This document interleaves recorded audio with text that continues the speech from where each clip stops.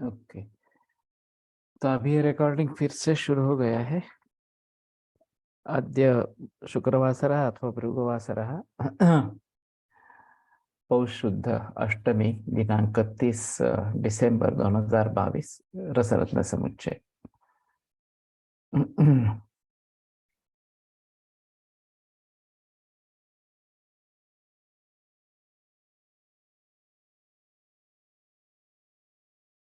यदा गंधकपादेन मर्दितं सूतिका मूलिकारसैः लोहसम्पुटमध्यस्थम् अंगारे ज्ञातुमुत्खनेत् रोगोक्तयोगयुक्तोऽयं तत्तद्रोगहरो भवेत्।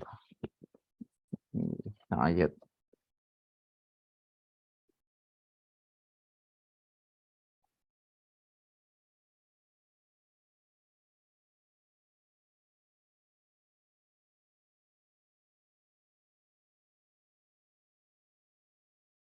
एक चतुर्थांश गंधक डाल के मूलिका रस से मर्दन करें। लोह संपुट मध्यस्थम गंधक के साथ शुद्ध पारद को घोट कर कचेली बना ले और मूली के रस के साथ घोट कर कांतलोह में संपुट कर बंद बंद कर अंगारों पे दमन कर निकाल ले।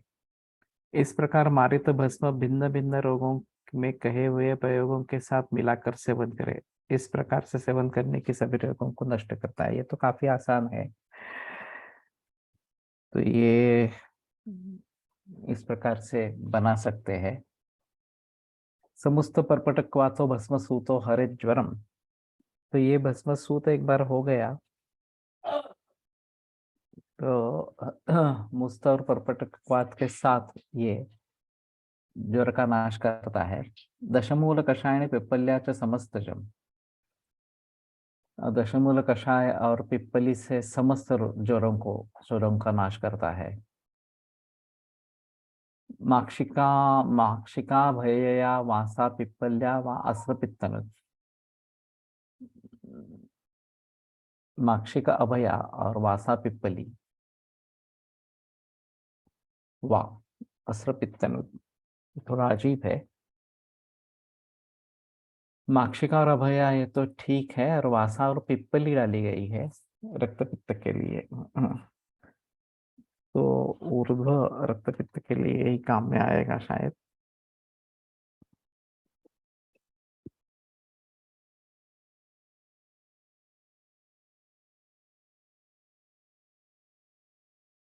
ये हिंदी में कहाँ है मालूम नहीं है।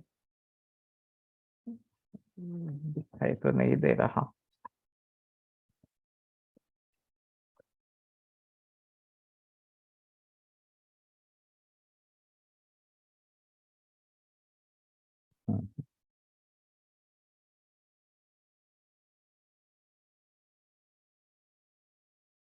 तो ठीक है। कंटकारी कषायण पिप्पल्या चस चस कासजित। ये सभी आसान है। कंटकारी कषाय और पिप्पली। अजाया क्षीर सिद्धेन कणायुक्तेन सर्पिषा त्रिफला गंधक व्योष गुणैर्वा क्षपेत क्षयम्। तो कणायुक्तेन सर्पिषा त्रिफला गंधक व्योष गुणैर्वा, ये दो अलग है क्या?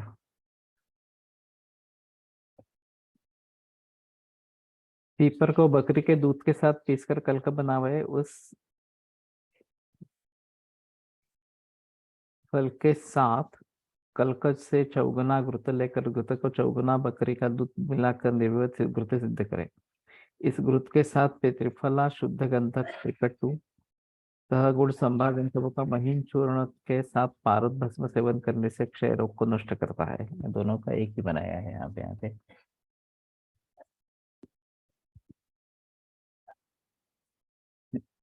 तो कड़युक्त न सर्पिषा अजाया क्षीर सिद्धेन त्रिफला गंधक गुड़ैर्वा।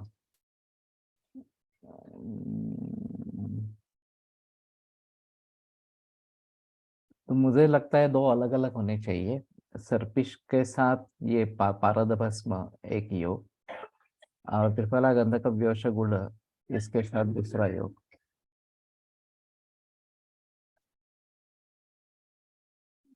हाँ, ये यहाँ पे दो अलग क्या है। पिप्पली कल्कपादेन चतुर्गुण क्षीराणि च पक्वकृतेन अथवा त्रिफलादिभिः सभक्षितो रसः क्षयं सकल। तो ये मुझे ज्यादा अच्छा लगता है, हिंदी में दोनों का इकट्ठा कर दिया है। अथ लोहमयीं मूषाम् आयामे द्वादशांगुलाम्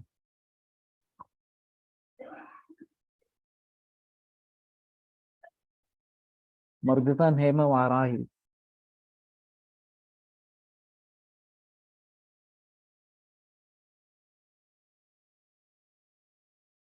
हम्म। मर्दितं हेम वारांगी वाराहि गृहकन्या रसैस्रसम् रसोन पिंडे दधतीं लोहमय्यां सुरंध्रया निर्गुंडिपत्र निर्यास पीतपाद सुगंधया गर्भमूषिकया युक्ता सचक्रा सपिधानकाम लंबित जलपात्रस्थम कर्पर द्वारि पाचयेत् ऊर्ध्वं वनोत्पलैश्चित्रैः अंगारैः खदिरैरधः एवमष्टगुणे जीर्णे गंधके क्षय कुष्ठचित्। अष्टगुण गंधके जीर्णे 12 अंगुल आयामक लोहे की मूषा बनावे, पुनः पारद को पीत बाष्प धतुर पुष्पबाण धतुर हेम वाराहि गृह कन्या रसैहि रसम तथा वाराही के अंदर तथा घृताकुमारी के रस के साथ क्रमशः घोटकर गोला बनावे और उस गोले को चारों तरफ से एक अग्रिल कंद लहसुन के कलक का लेप लगाकर पूर्वोक्त मुषा में बंद कर दे। पुनः निर्गुंडी के पत्र के स्वरस से भावित कर भारत की अपेक्षा चौगुना गंधक कल्क चूर्ण कल्क से पूर्ण छिद्र वाली छोटी मुषा लेकर बड़ी मुषा को भीतर छिद्र वाली मुखा की ओर और घुमाकर उसके मुख को पेचदार ढक्कन से बंद कर दे। रसोन पिंडे दत्तिम लोहमय्याम सुरंध्रया निर्गुंडी पत्र निर्यास पीतपाद सुगंधया गर्भमूषिकया युक्ताम सचक्राम सपिधानकाम खंबिताम लंबिताम जलश जलशात जलपात्रस्थ खरपर द्वारि पाचेत।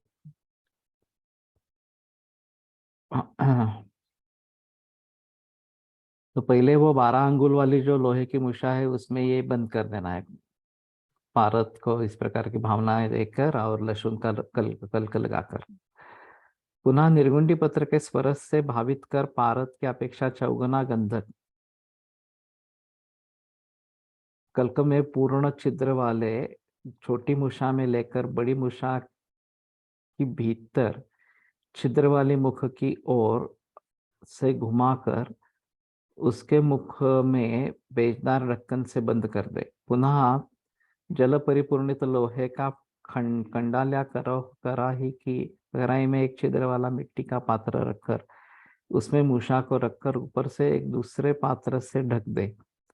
इस प्रकार यंत्र बनाने के पश्चात पात्र के ऊपर सूखे जंगली उपलों के आग दे तथा मिट्टी के ऊपर स्थित कड़ाही के नीचे खैर की लकड़ी की आग दे। जब गंधक अच्छी तरह जारित हो जाए तब यंत्र को मूषा के चौथाई गंधक डालकर पूर्वोक्त विधि से पाक करे। इस प्रकार अठगुने गंधक जालन के बाद सिद्ध भस्म को ग्रहण कर ले। यह उचित मात्रा में प्रयोग करने से क्षय रोग तथा कुष्ठ रोग को नष्ट करता है। तो 8 बार गंधक की जारणा की करनी है, ऐसा है थोड़ा सा। हम्म,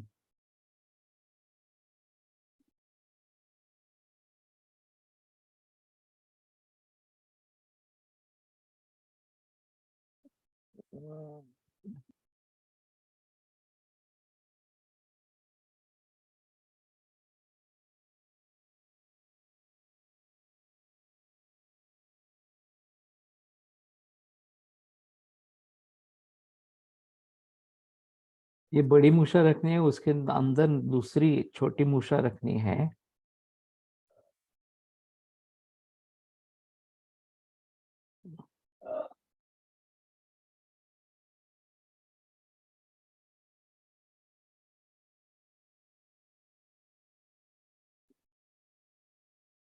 और फिर एक लोहे का कंडा या कढ़ाई, इसमें एक छिद्र वाला मिट्टी का पात्र रखकर उसमें मूषा को रखकर ऊपर से दूसरे पात्र से ढक दे। अरे बाप रे। हाँ, और फिर ऊपर से और नीचे से दोनों अलग अलग अग्नि देने हैं। किसने किया है क्या मालूम नहीं है। कुष्ठ और क्षय इसी के लिए फलश्रुति बताई है। अथ हिक्काया नवर नवस रसकल्प नवम रसकल्प। हिक्का नियंति रुचक बीज पूरामल माक्षिक ही। ये ठीक है। बीज पूरा अम्ल और माक्षिक इससे हिक्का को नष्ट करता है।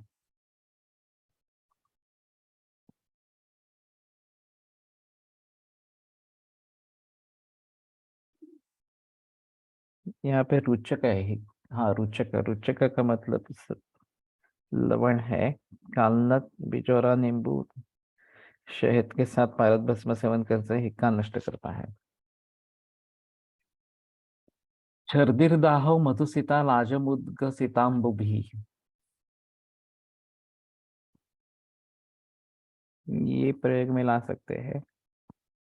सर्दी और दाह ये दोनों है,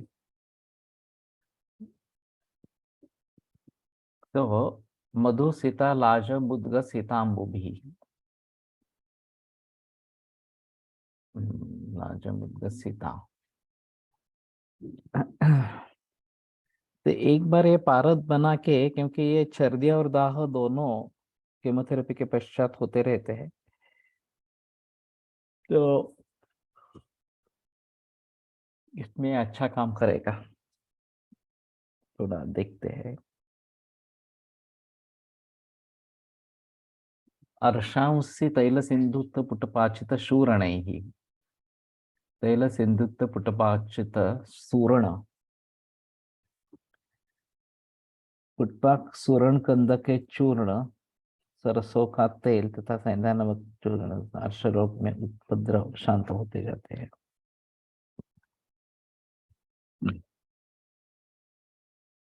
ये पुटपाचित तो पुटपाक करके उसका रस निकालना है, ऐसा होगा। यानी चूर्ण किया है।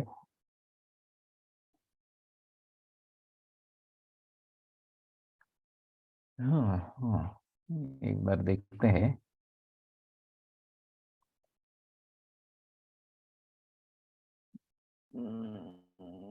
मृलिप्तम सौरणम कंदम पक्वाग्नौ पुटपाकवत अध्यर्थ तैल लवण दुर्नाम विनिवृत्त। तो ये तो रस ही निकालना है पुटपाक पद्धति से।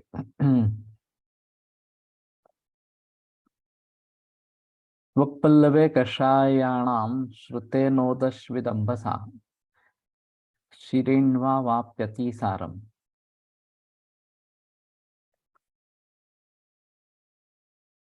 कणहिंगुना विसूचिम कणहिंगुना।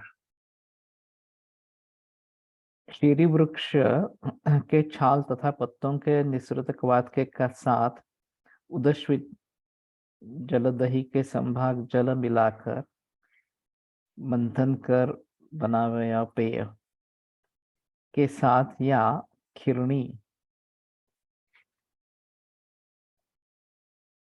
के क्वाथ के साथ पारदर्शी सेवन करने से अतिसार को नष्ट करता था। पीपर का चूर्ण तथा घृत परिचित हींग के साथ सेवन करने से विसूचिका को नष्ट करता है। कणहिंगुना, तो विसूचिम कणहिंगुना ये भी काफी आसान है। अभी ये मरीज नहीं मिलते हैं विसूची वगैरह इस प्रकार के, लेकिन जयंत जहागीरदार जळगांव में प्रैक्टिस करता है। उसका एक अचूक अनुभव बताया था। तो वो उसकी तीसरी या छठी पीढ़ी थी प्रैक्टिस करने की, लेकिन प्रैक्टिस तो शुरू कर दी, फिर भी कुछ हो नहीं रहा था, मरीज नहीं आ रहे थे। तो एक दिन ऐसा हुआ कि उनके बगल में एक कार्यालय था और वहाँ फूड पॉइजनिंग हो गया। तो मरीज आने लगे वहां से, ये विसूचिका के जरिए इस प्रकार से। उसने संजीवनी बटी का प्रयोग किया और एक मेरे ख्याल में गुड़ भल्ला तक वगैरह इस प्रकार का कुछ प्रयोग किया। और सभी पेशेंट ठीक हो गए। और सुबह तक ये सिलसिला चलता रहा, रात में मरीज आते रहे इस प्रकार से। दूसरे दिन उसने देखा तो पूरा क्लिनिक भर गया पेशेंट से। और फिर उसकी जो प्रैक्टिस शुरू हो गई वो आज तक वैसी ही चल रही है। उसका कहना था कि आप जलगांव स्टेशन पे या इस स्टैंड पे उतरेंगे और जहांगीरदार वैद्य वहां पे बताएंगे, तो कोई भी आपको सीधा मेरे क्लिनिक में लेके आता है इस प्रकार से। तो ये अजीब अनुभव है कि इस प्रकार का विसूचिका का ट्रीट करना और सभी मरीज इस प्रकार से ठीक होना, ये भी एपिडेमिक के हिसाब से अच्छा है। अजीर्णम कांजिकैरण्ड क्वाथ पथ्यावलेहतः। तो कांजिक एरंड क्वाथ पथ्या, इसके अवलेह से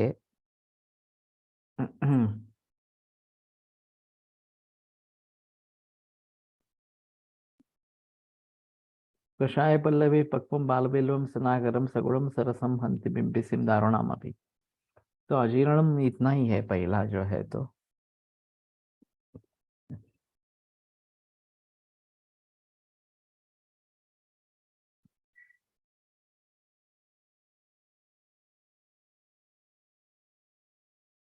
इन्होंने तो छोड़ दिया है अजीर्ण के बारे में, भाषांतर ही छोड़ दिया। कांचिक एरंड क्वाथ पथ्या। तो कांची एरंड क्वाथ और हरी तकी ये साथ में अवलेह बना के लेना है, इस प्रकार से वो चाटना है। तो एरंड क्वाथ और कांची में पथ्या डाल के चाटना है, यही ठीक रहेगा।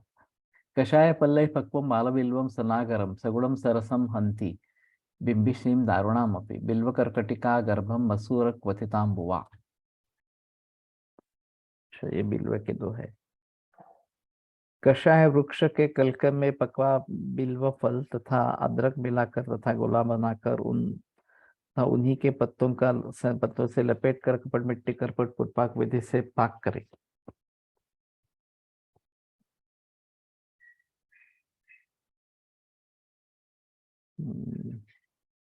स्वांग शीतल नगर पर मिट्टी निकालकर गोले को महीन चूर्ण बनाकर उसमें गुड़ तथा पारद भस्म मिलाकर सेवन करने से भयंकर प्रवाह का रोग शांत होता है।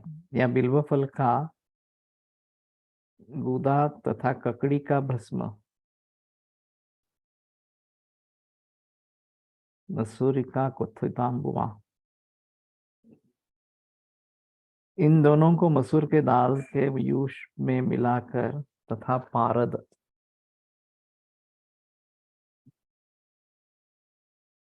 भस्म मिलाकर सेवन करने से प्रवाहिका शांत होती है। बिल्वर कर्कटिका गर्भे मसूर क्वथितांबुआ। बिल्व कर्कटिका मेरे ख्याल में बिल्व शलाटू जो है वो है मसूर क्वथितांबुआ।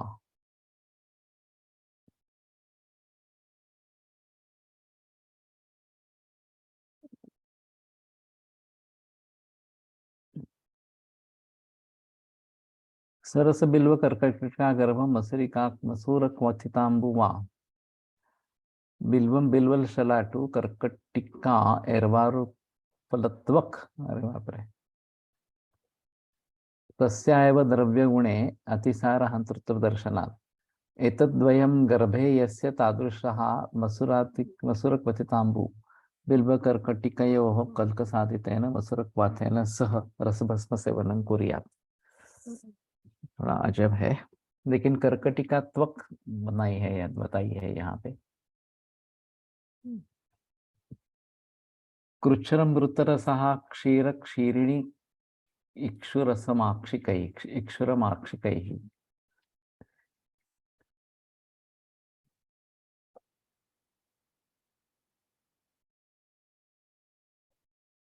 भारत भस्म व दूध खीरणी का चूर्ण, ताल मखाना बीज चूर्ण, इक्षुरक, अच्छा इक्षुर है, तथा मधु के साथ सेवन करने से मूत्रकुच्च को दूर करता है।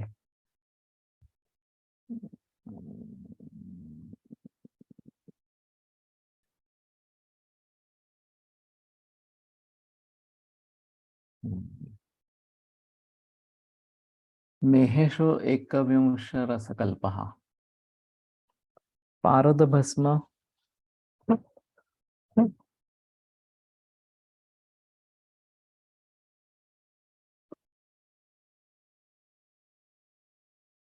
शिलागत कृष्णालोहमल त्रिफलाकुली बीजम,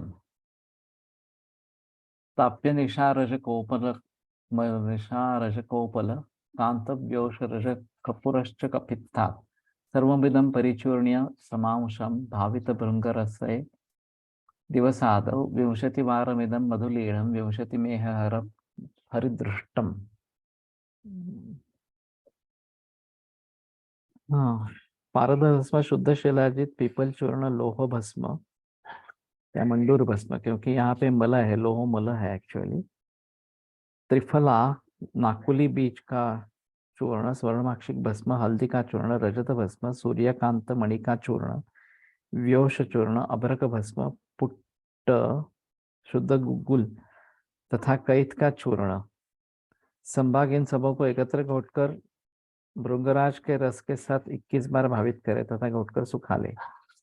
इस योग को प्रतिदिन शहद के साथ सेवन करने से 20 प्रकार के प्रमेह रोग को दूर करता है। यह रोग हरि नामक आचार्य ने अनुभव किया हुआ है। ये बना सकते हैं, इसमें डिफिकल्ट नहीं है ज्यादा।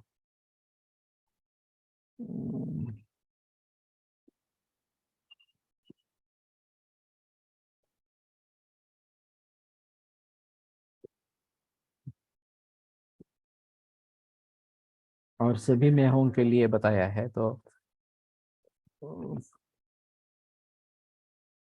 शायद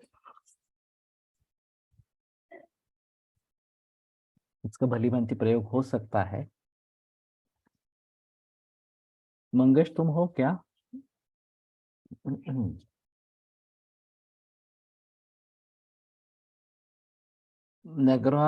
नगराध्यसनादेर्वा क्वाथयुक्तो मृतो रसः।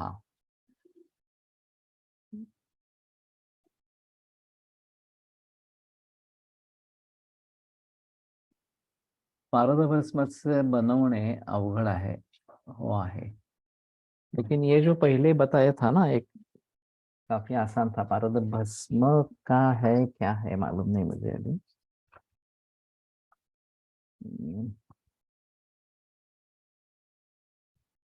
यद्वा गंधक पादेन मूर्धमर्दितं मूलिका रसैः लवसंपुट मध्यस्थम अंगारे धातु उत्थयेत् रोगोक्तो योगो युक्तयम तत्तत् रोग हरो भवेत्।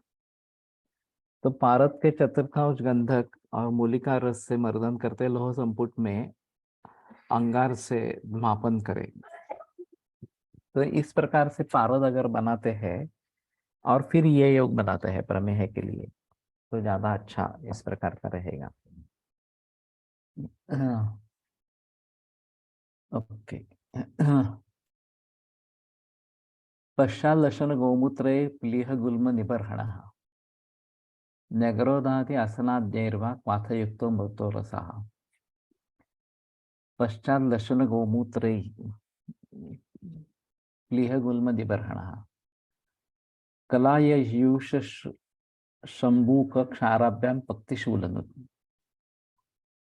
कलाययूष और शंबूक, इनका क्षार, शंबूक क्षार, पक्तिशूलन। सत्युषण तिलक्वाथेन आमशूलस्य नाशनः। आई हो गया चलिए। त्रिषण और तिलकवाथ, ये शूलनाशनः, आमशूलस्य नाशनः।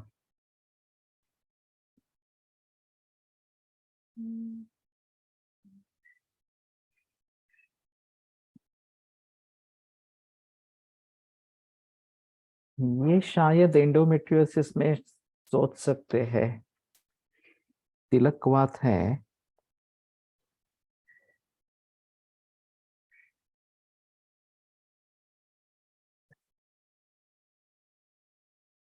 तो त्रिषण के साथ पारद लेकर तिलकवात की भावना इस प्रकार क्या कर देंगे।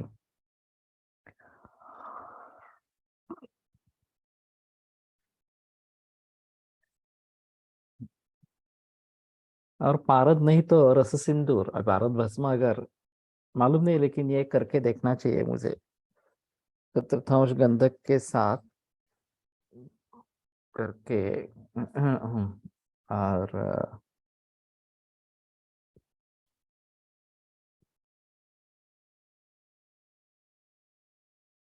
मूली का रस और फिर पुट देना है लोह के पात्र में। तो ये शायद बना कर देखे, और फिर बाकी ये काफी योग है जिसके प्रयोग कर सकते हैं। तो आमशूल से नाशन, ये भी बात हो सकती है। नवनीत सुधा क्षार भाविता भय भययो उदरे उदरे, नवनीत सुधा क्षार भाविता भया अभयया उदरे। मक्खन तथा सेहुड़ के दूध के साथ सुधा क्षार, क्षीर है क्या क्षार है? यहाँ तो क्षार ही है। तो निर्गुंडी का क्षार, निर्गुंडी का नहीं, निवडुंग का क्षार होना चाहिए।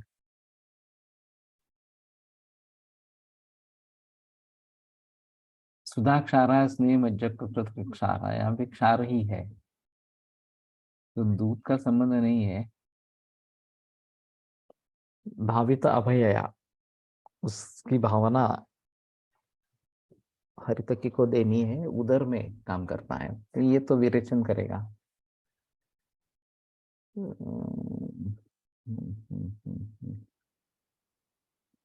सहित सहितो यष्टि वारिणा कामलामयी, तो यष्टि मधु क्वात के साथ कामलामय में ये हितकर है।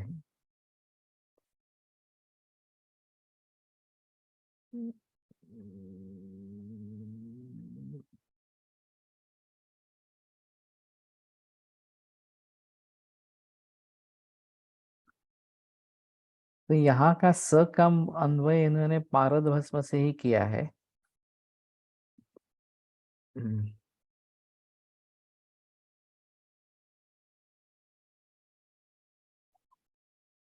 उसी को यशिकवाद से लेना ये भी पॉसिबल है।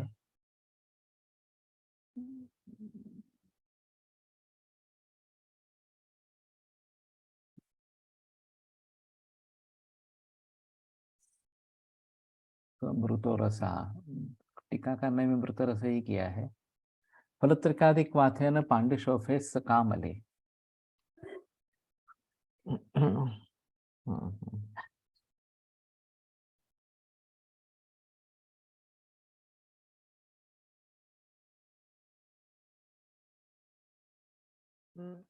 तो मुझे लगता है कि फलत्रिका का चूर्ण,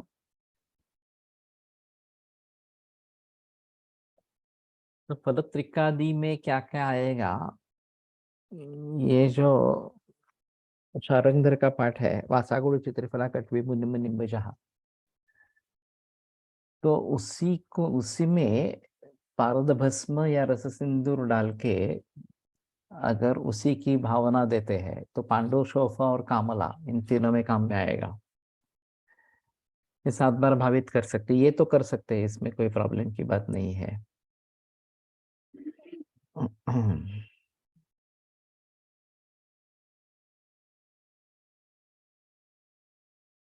अब पारद भस्म इस प्रकार से बनता नहीं है तो रस सिंदूर तो डाल सकते हैं, लेकिन ये कितना डालना ये थोड़ा देखना पड़ेगा।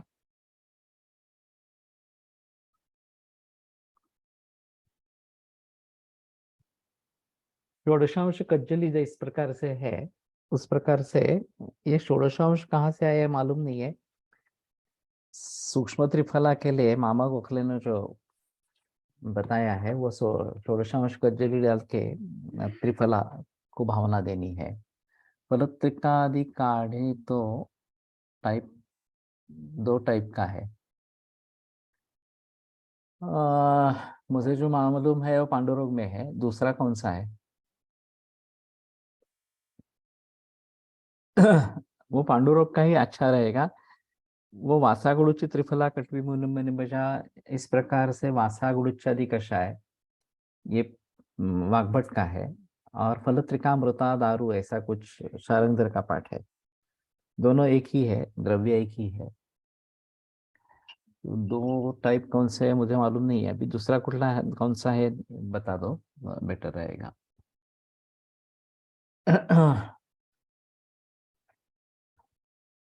लेकिन इसके साथ पारद भस्म या रस सिंदूर डाल के उसकी की भावना देके अगर करते हैं तो ये पांडु शोध कामला के लिए अच्छा काम करेगा। अभी मैं फलत्रिकादि चूर्ण का प्रयोग करता रहता हूँ और फलत्रिकादि का ताजा काढ़ा निकाढ़ा देता रहता हूँ। लेकिन अगर इस प्रकार का दवाई दवाई बनाई जाए तो मंगेश इसके बारे में सोचो। सोफे सविश्व भूनिम्बक वाथगो वाथगो मूत्र संयुता निम्बामलक कंकुष्ठ प्रशस्ता स्मृतो रसा।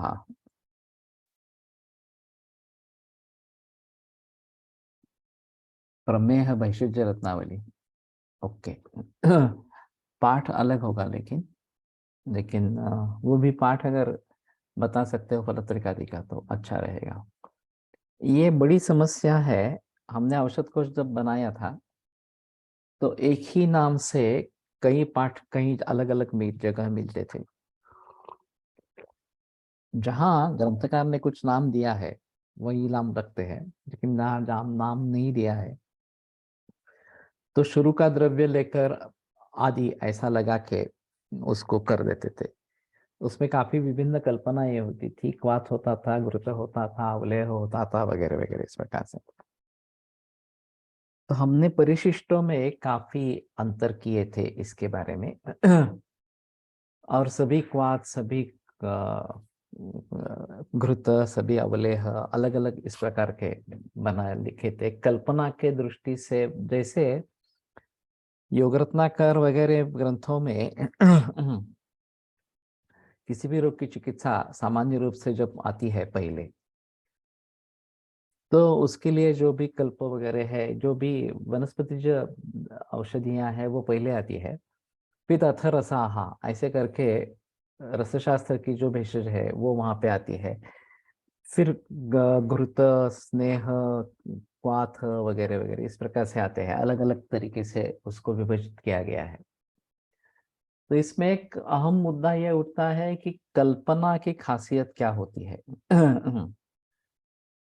नानल सर ने एक अनुभव बताया था एक छात्र के बारे में। उसने आर्द्र अर्श के लिए शराबी अर्श के लिए कुटजारिष्ट का प्रयोग किया था और उससे वो बढ़ गया। अर्श शराब बढ़ने लगा। तो उसने नानल सर से पूछा कि ऐसा क्यों है, कुटज तो इसमें अग्रय है इस प्रकार से। फिर नानल सर ने जवाब दिया वो अग्रय है लेकिन कल्पना ये बराबर नहीं है। आश्वारिष्ट कल्पना मूलतः ही उष्ण तीक्ष्ण इस प्रकार की है। तो कुटज अवलेह, कुटज घनभट्टी इसका प्रयोग करते तो फायदा होता इस प्रकार का। तो ये सही है। हमने जब औषध कोश किया तो उसमें विधान किसका किया है इसके ऊपर ज्यादा जिक्र मैंने किया कि कहीं कहीं ऐसा होता है कि इन द्रव्यों से वमन दे दे इस प्रकार से। तो देना क्या है? वमन देना है। इन द्रव्यों से देना है, ये उसका करण इस प्रकार का, साधन इस प्रकार का हो जाएगा। लेकिन फिर भी हमारे लिए दोनों आवश्यक है, लेकिन मूल रहेगा कि वमनम पटोला रिष्टवारिणा इस प्रकार से। तो हमने पहली बार ऐसा किया कि A1 और A1A ये दो फील्ड बनाए और इंडेक्सिंग, कॉन्केटिनेटेड इंडेक्सिंग ले लिया। तो ये दोनों को मिलकर दो और एक क्या बोलते हैं, दोनों फील्ड्स के ऊपर कंबाइंड इंडेक्सिंग, एक कॉन्केटेनेटेड इंडेक्सिंग की बात होती है। तो वो कंपेयर करता रहता है कौन सा वर्ण पहले है दोनों में, इस प्रकार से। तो उसके आधार पर वो कॉन्केटेनेटेड इंडेक्सिंग दे देता है, और दोनों तरीके से ढूंढ सकते हैं। और फिर एक उसका दूसरा एक व्यवच्छेदक है कल्पना। तो वो एक अलग फील्ड बनाया था, और उसमें घृत है, क्वाथ है, अवलय है वगैरह, इस प्रकार की कल्पना ये लिखी थी।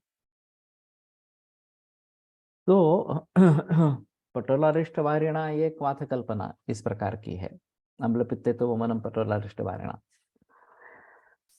तो इस प्रकार से जैसे ये आगे वाले ग्रंथों में शारंगधर, योग रत्नाकर, इसमें कल्पना के अनुसार अनुसार औषधियों का विभाजन किया है, तो ये एक अलग बात इस प्रकार की होती है। और विधान किसका किया है, ये जो बात मैं बता रहा था कि इस प्रकार के तेल सिद्ध करे, और फिर उसका प्रयोग पान अभ्यंगनस्य बस्ती इस सभी में करे, तो इसमें विधान तेल बनाने का है, और ये सभी उसके तरीके हैं उसके प्रयोग के। तो तैल मुख्य है, और ये सभी जो है वो उसके प्रयोग में लाने के लिए है। तो सब्जेक्टिव प्रेडिक्टिव इस प्रकार का जैसे अंग्रेजी में होता है, या फिर अणुदित सवर्ण से चाप प्रत्यय इस सूत्र में अविधीयमान अण उदिच्च सवर्ण से संज्ञा स्यात्, ये जो सूत्र बताता है।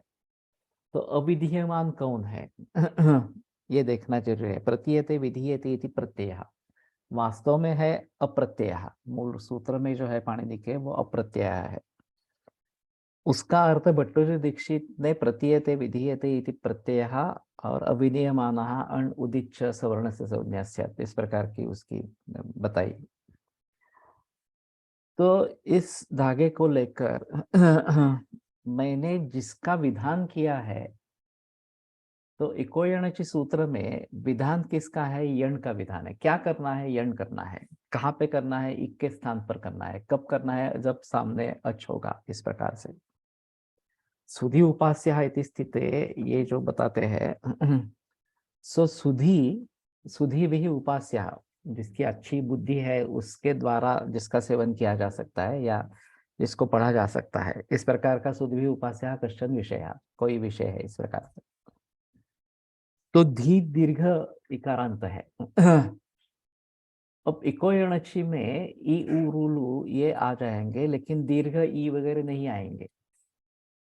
तो इत्यादि में इकोयणची आसानी से प्रवृत्त हो सकता है, लेकिन सुधी उपास्या इसमें ये प्रवृत्त नहीं हो सकता, क्योंकि दीर्घ ई वहां पे नहीं है, इस प्रत्याहार में नहीं है।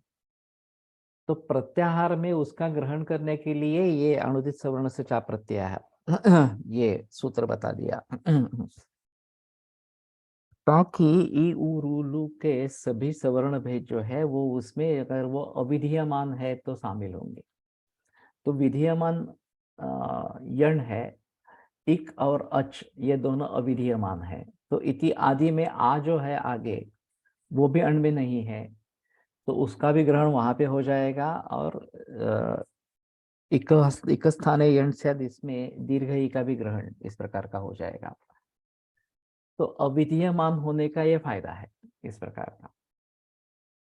अविधीयमान अण उदिच्च सवर्ण से संज्ञा स्यात्। तो विधीयमान क्या है और अविधीयमान क्या है, हर वाक्य को अगर इस प्रकार से देखेंगे कि इसमें विधान किसका किया है, तो बातें स्पष्ट होती है। और फिर आनुषंगिक पद कौन से है ये देखना है। तो इन सभी को ध्यान में रखते हुए मैंने एक अजीब क्लासिफिकेशन औषधि द्रव्यों का किया।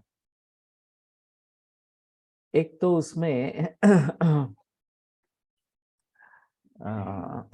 कर्म और कर्मेतर इस प्रकार का क्लासिफिकेशन किया कि कर्म और कर्मेतर ये औषधियों का विभाजन होगा।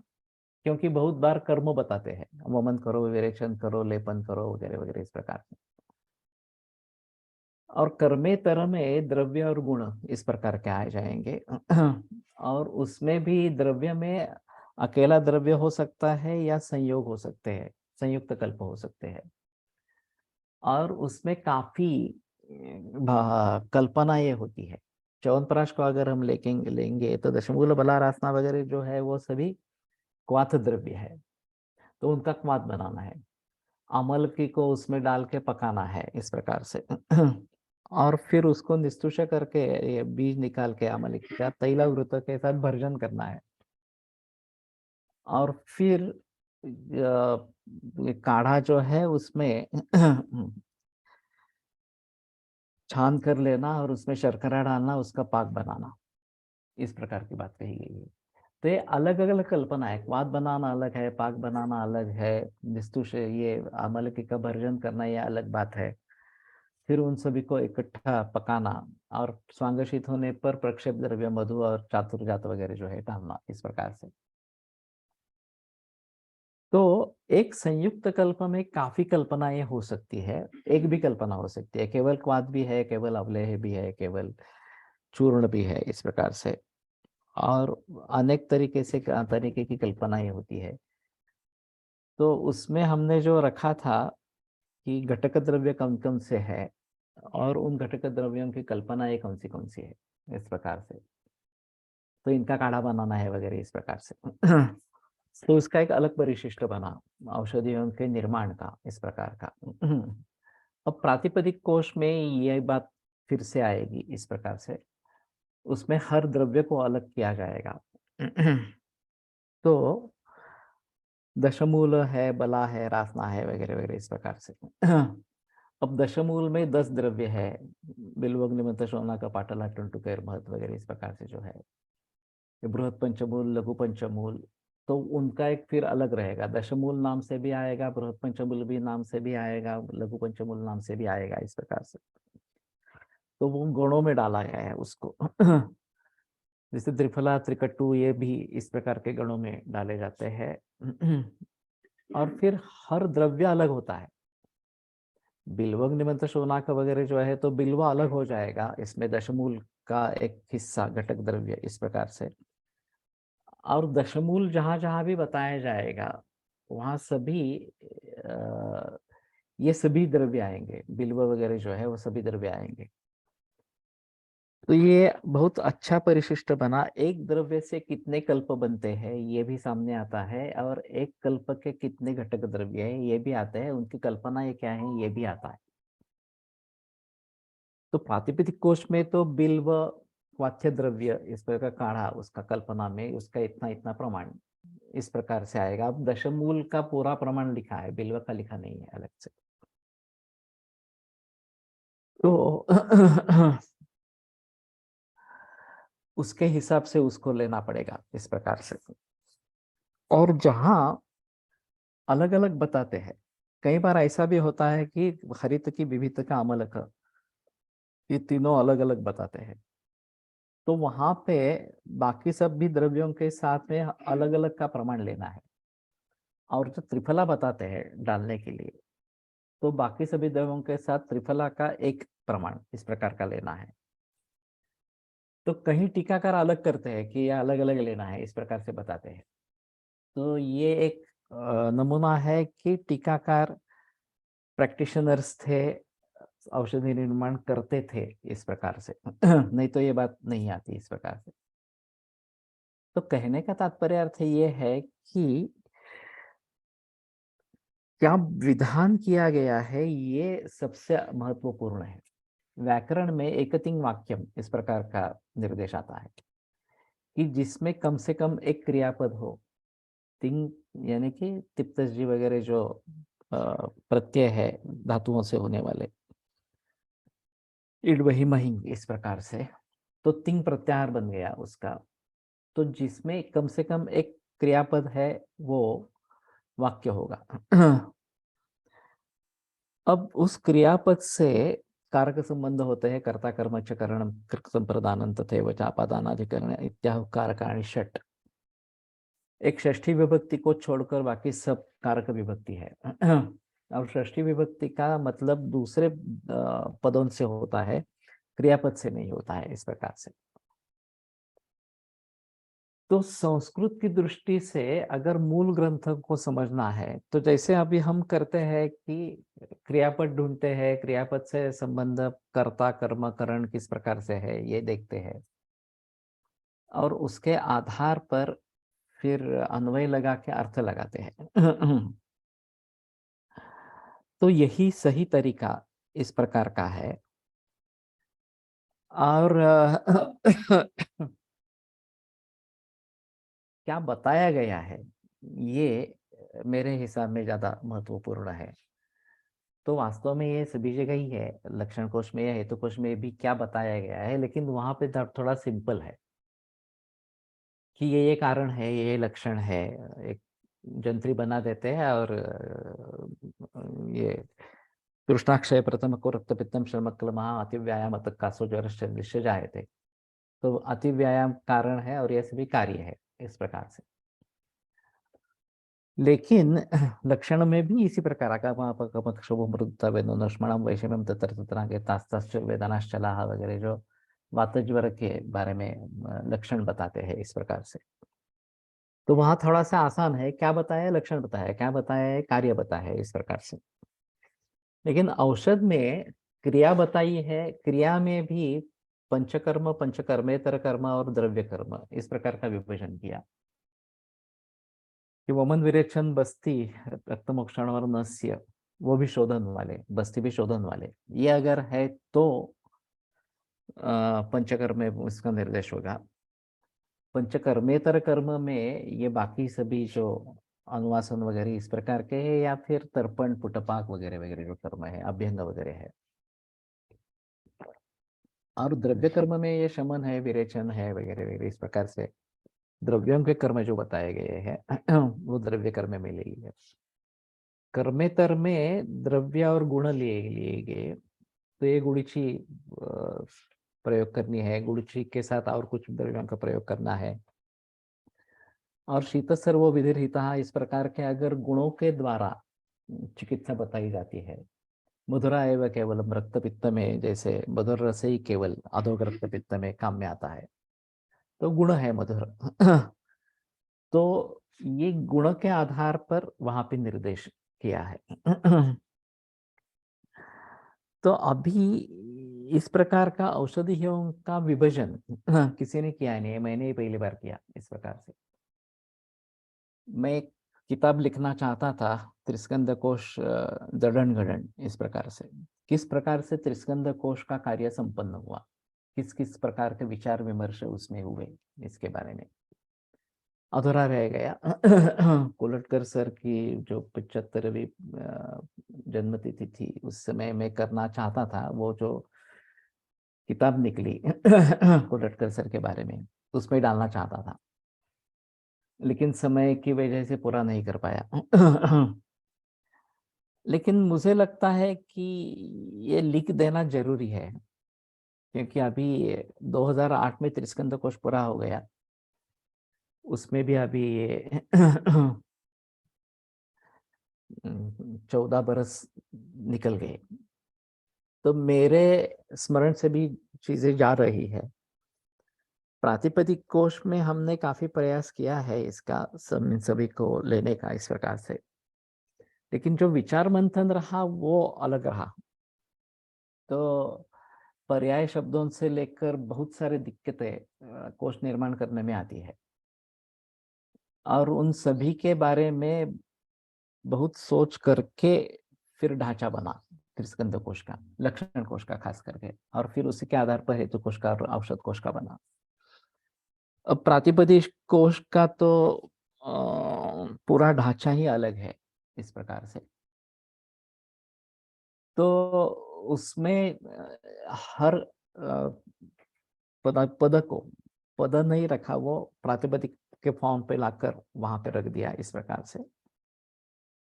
और फिर दूसरे पदों से किस प्रकार का संबंध है, ये साइंस के आधार पर डिसाइड किया।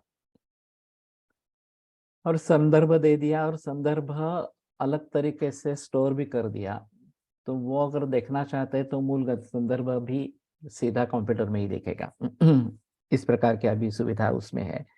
त्रिस्कंद कोश में वो सुविधा नहीं थी। आपको संदर्भ मिल जाता था कि अष्टांग हृदय सूत्र स्थान यहाँ से है इस प्रकार से, लेकिन आपको किताब खोलकर देखनी पड़ती थी या फिर कंप्यूटर में किताब खोलकर देखनी पड़ती थी। अभी हम वहां पे संदर्भ देखने की कोशिश करेंगे तो पूरा संदर्भ सामने आ जाएगा। पूरा जो श्लोक है उसकी टीका है तो टीका भी साथ में आ जाएगी इस प्रकार से। तो प्रातिपदिक कोश में काफी ज्यादा बातें ले ली है और अच्छे तरीके से उसको बनाने की कोशिश की है। तो जब कोई इस प्रकार का कोश का कार्य होता है तो एक बहुत ही बड़ा काम होता है और बहुत सारे चीजों को ध्यान में रखते हुए उसको आगे बढ़ाना है, इस प्रकार से है। और जब तक मेरे मन में, मेरे बुद्धि में प्लान पक्का नहीं होता, तब तक मैं लोगों को नहीं कह सकता कि इस प्रकार से करना है इस पर। तो लक्षण कोश को 9 बरस लगे वास्तव में। और उसमें भी पहले 4-5 बरस ऐसे ही निकल गए, कुछ हुआ ही नहीं। कुलटकर सर के देहांत के बाद 1989 में ये कोर्स शुरू हुआ।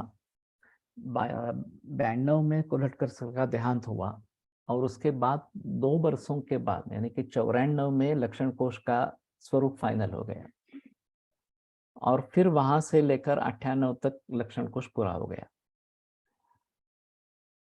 तो ये जो सभी बातें हैं, या अगर आगे कोई इस प्रकार का कार्य करना चाहता है तो उसके लिए मार्गदर्शक हो सकते हैं। तो इसलिए मैं चाहता हूं कि इसको ग्रंथ रूप में निविष्ट करूं। अब ग्रंथ लिखना काफी मुश्किल है, लेकिन एक सीरीज इसके ऊपर हो सकती है,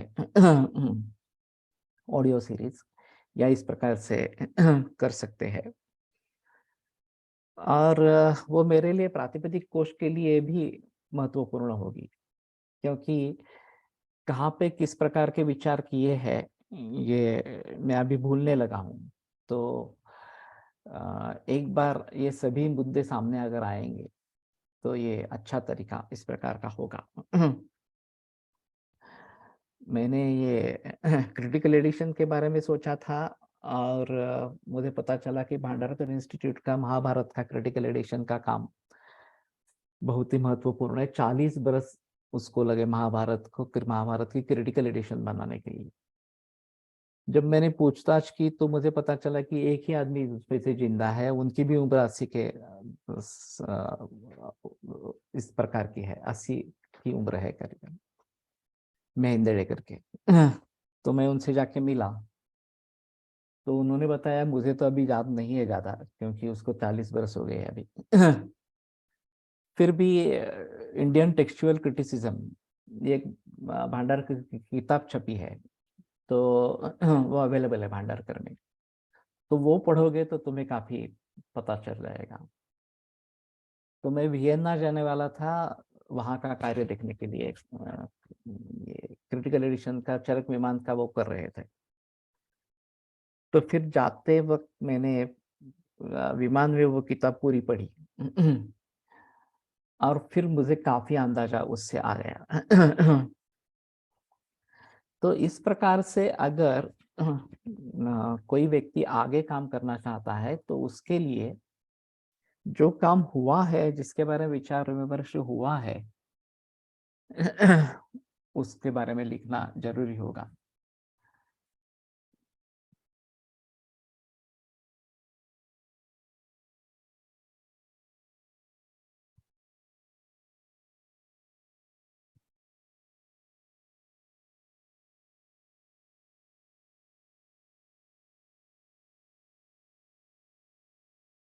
In preface of Kosha, all things were explained how Kosha found methodology. फिर भी वो काफी नहीं है। उसका मूल उद्देश्य था कि कोश को किस प्रकार से पढ़े, समझे, जिस तरीके से कोश बनाया गया है वो अगर ध्यान में नहीं आएगा तो कोश को पढ़ नहीं पाएंगे। इस प्रकार से सीधा अगर पढ़ना आरंभ करेंगे तो कुछ भी ध्यान में नहीं आएगा। इसलिए वो लिखा था, वो 30 पेजेस की प्रस्तावना है, मराठी, हिंदी, अंग्रेजी और संस्कृत 4 भाषाओं में है। Recording series may be more useful. The book can be prepared afterwards from the recording. वही है थोड़ा सा, लेकिन इस काम को समझने वाले लोग भी बहुत कम है, आयुर्वेद के क्षेत्र में भी बहुत कम है। तो जनरली ऐसा होता है कि ऐसा क्या होगा इसमें, त्रिस्कंद कोश या प्रातिपदिक कोश के जरिए क्या फायदा होने वाला है समाज को, वैद्यों को, इस प्रकार से, इसी प्रकार से सोचने वाले ज्यादा होते हैं। और जब तक काम करेंगे नहीं तब तक उसका पता नहीं चलता। तो कोई भी छोटा, अगर हम एमडी पीएचडी के लिए भी रिसर्च का काम कर रहे हैं, थीसिस कर रहे हैं, तो भी ये कितनी दिक्कत आती है मालूम है। अब ये तो बहुत ही बड़ा काम है उसके हिसाब से देखा जाए, एमडी पीएचडी के थीसिस के मुकाबले में ये उससे 1000 गुना ज्यादा इस प्रकार का बड़ा काम है। तो एक तो आपको उपस्थिति होनी चाहिए ग्रंथों की, कहाँ पे क्या लिखा है, कैसे लिखा है, किसका किससे संबंध है, इस प्रकार से।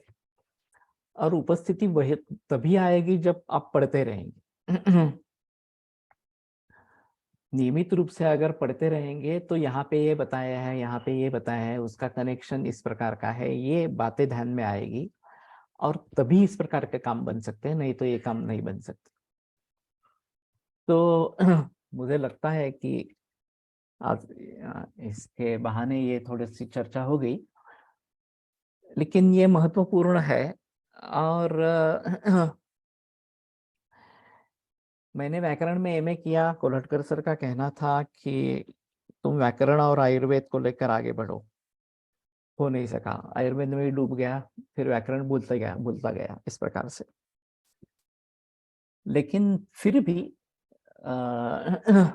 एक अनूठा मुद्दा व्याकरण का है, और ये जो अभी एकतिंग वाक्यम या फिर अन्वय लगाना और कारक संबंधों को स्पष्ट करना, ये सभी बातें व्याकरण से ही आई है। या जे प्रतीयते विधीयते इति प्रत्यय है, ये तो व्याकरण से ही आया है।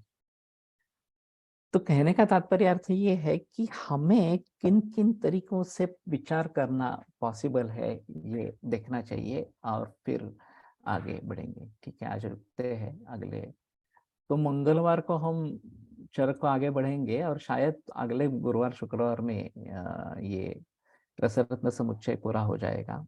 तो देखते हैं।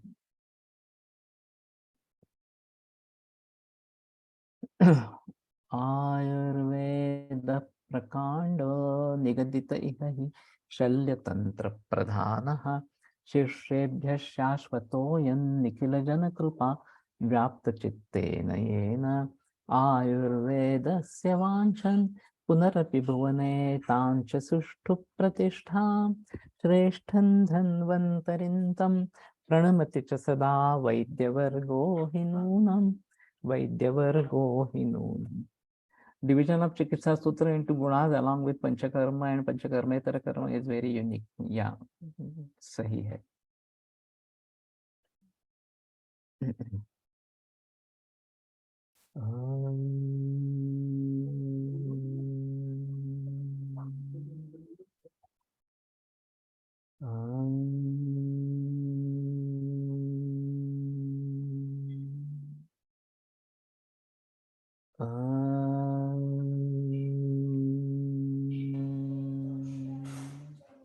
ओम शांति शांति शांति। विरम्यते व्याख्यान व्यापारात्। मंगलवासरे पुनरपि मिलिष्यामः।